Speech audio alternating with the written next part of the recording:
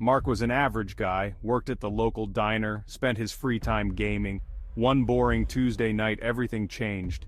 He stumbled upon whispers of the deep web, a hidden underbelly of the internet. Curiosity, a dangerous siren, lured him in. He spent hours reading about it. Dark sites, hidden marketplaces, forbidden knowledge. It both terrified and intrigued him.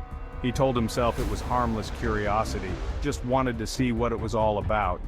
He downloaded a special browser, took a deep breath and took the plunge. The deep web was like another world. Disorienting, chaotic, and filled with things he couldn't unsee. Forums on cryptography, conspiracy theories, and then he saw it. A marketplace, selling everything from fake IDs to drugs. His heart pounded. This was it, the abyss staring back. Scrolling through endless listings, something caught his eye. A listing simply titled, Spellbook. The description was vague, promising ancient knowledge and power. The image showed a leather-bound book, its pages yellowed with age. Something about it called to him. He knew it was foolish, but he couldn't resist. He clicked on the listing, his finger trembling. The seller was anonymous, communication done through encrypted messages. The price was steep, but he justified it as an experience, a story to tell. He finalized the purchase. Days turned into weeks. Mark had almost forgotten about the book. Then, one rainy afternoon, a package arrived. No return address, just his name scrawled on the front.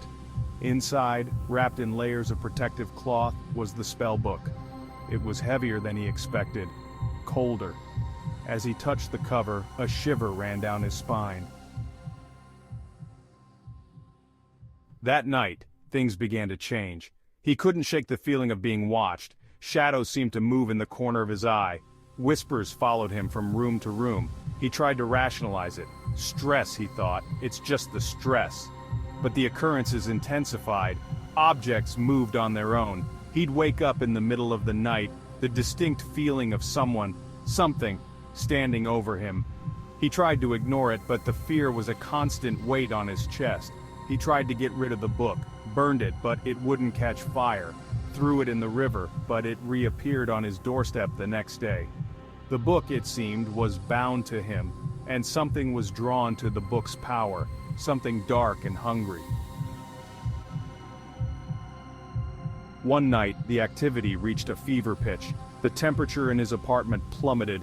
He could see his breath in the air. The whispers were now growls, guttural and terrifying. The shadows coalesced, taking on monstrous shapes. He was trapped, his sanctuary now a prison.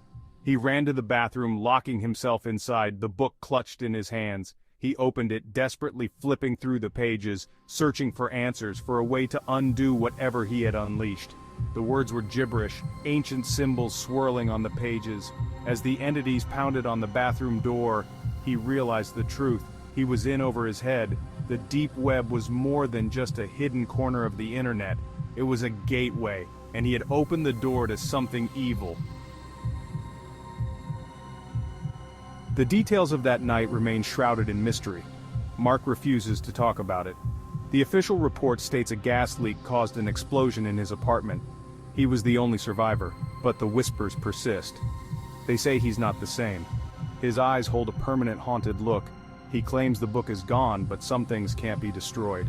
And somewhere in the deepest recesses of the deep web, the listing for the spell book reappears, waiting for the next curious soul to unleash the darkness within.